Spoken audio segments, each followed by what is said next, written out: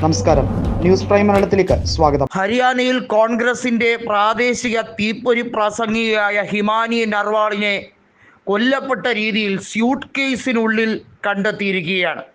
ഒന്ന് ആലോചിക്കണം, റോഹ്ടാക്കിലെ ബസ് സ്റ്റാൻഡിൻ്റെ അടുത്താണ് ഇവരുടെ മൃതദേഹം കണ്ടെത്തിയിരിക്കുന്നത്. BJP വീണ്ടും അധികാരത്തിൽ കയറിയ നിമിഷം മുതൽ തന്നെ അവിടെ ക്രമസമാധാന നില തകർന്നടിയുന്ന ഒരു കാഴ്ചയാണ് കണ്ടത്.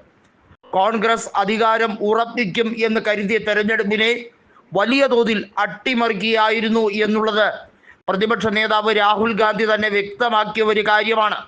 നമുക്കറിയാം, എക്സിറ്റ് പോളുകളിലെല്ലാം 90 അംഗ നിയമസഭയിൽ കോൺഗ്രസ് 70-ൽ പരം സീറ്റുകൾ നേടി 4-3 ഭൂരിപക്ഷത്തോടുകൂടി അധികാരത്തിൽ വരുമെന്നാണ് ഒട്ടുമിക്ക സർവേ ഫലങ്ങളും സൂചിപ്പിച്ചത്. എന്നാൽ തെരഞ്ഞെടുപ്പിൻ്റെ വോട്ടെണ്ണൽ കഴിഞ്ഞ് ആദ്യ 4 മണിക്കൂർ കഴിയുമ്പോൾ തെരഞ്ഞെടുപ്പ് ഫലം റിവേഴ്സിലേക്ക് പോകുന്നു. അതായത് BJPയുടെ ടാലി പടിപടിയായി ഉയരുന്ന കാഴ്ച. BJP വോട്ടെണ്ണലിൻ്റെ തുടക്കം മുതൽ തന്നെ പിന്നിലായിരുന്ന സാഹചര്യമായിരുന്നു. 90 നിയമസഭാ സീറ്റുകളിൽ 70-ൽ പരം സീറ്റിൽ മുന്നിട്ട് നിന്ന കോൺഗ്രസ് അപ്രതീക്ഷിതമായി 37ലേക്ക് ചാഞ്ഞത് എങ്ങനെ എന്നുള്ളത് പലരും അതിശയത്തോടെ ചോദിക്കുകയാണ്. രാഹുൽ ഗാന്ധിയോടൊപ്പം ഭാരത് ജോഡോ യാത്രയിൽ തോളോട് തോൾ ചേർന്ന് നിന്ന് ഹരിയാനയിൽ നടന്ന ഫോട്ടോ സോഷ്യൽ മീഡിയയിൽ വലിയ പ്രചരണം നേടിയ കാര്യമാണ്. ഹിമാനി നർവാളിനെ പോലെ നിരവധിയായ വനിതാ നേതാക്കൾ പ്രാദേശിക തലത്തിൽ വലിയ തോതിൽ BJPയുടെ കെടുകാര്യസ്ഥതയെ തുറന്നു കാട്ടി ബൂത്ത് തലത്തിൽ വരെ പ്രചരണം നടത്തിയ ശേഷമായിരുന്നു ഈ തെരഞ്ഞെടുപ്പിൽ ഇത്തരത്തിൽ ഒരു റിസൾട്ട് വന്നത്. അത് കോൺഗ്രസിനെന്നല്ല, ജനാധിപത്യ മതേതര ശക്തികൾക്കൊന്നും തന്നെ ദഹിക്കാൻ കഴിയില്ലാത്ത ഒരു സാഹചര്യത്തിലേക്കാണ് എത്തിയത്. ഒന്ന് നോക്കൂ, ഡൽഹിയുമായി അതിർത്തി പങ്കിടുന്ന സംസ്ഥാനം, അവിടെ ഉണ്ടാകുന്ന ഇത്തരത്തിലുള്ള കൊലപാതക പരമ്പരകളുമായി ബന്ധപ്പെട്ട കാര്യങ്ങൾ അത് എത്രത്തോളം ഈ സർക്കാരിൻ്റെ ഏറ്റവും വലിയ ദുർഭരണത്തിൻ്റെ തെളിവാണ്.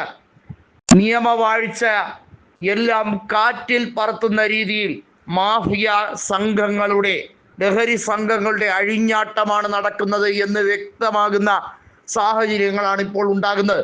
രാഹുൽ ഗാന്ധി ഹരിയാനയിലേക്ക് പുറപ്പെട്ടിരിക്കുന്നു. ഹിമാനി നർവാളിൻ്റെ നഷ്ടം എന്നത് രാജ്യത്തെ മതേതര പ്രസ്ഥാനത്തിനുണ്ടായ നഷ്ടം എന്ന് തന്നെയാണ് വ്യക്തമാക്കുന്നത്.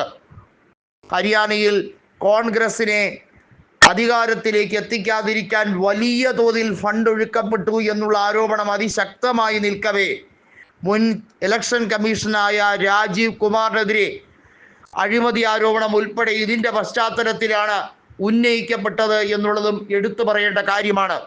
അത്തരമൊരു സാഹചര്യത്തിൽ ഹിമാനി നർവാളിൻ്റെ മരണവുമായി ബന്ധപ്പെട്ട വിഷയം അത് കൊലപാതകമാണോ എന്ന് വലിയ രീതിയിൽ അന്വേഷിക്കേണ്ടതിൻ്റെ ഉത്തരവാദിത്വം പോലും എല്ലാം മാറ്റിമറിക്കുകയാണ്.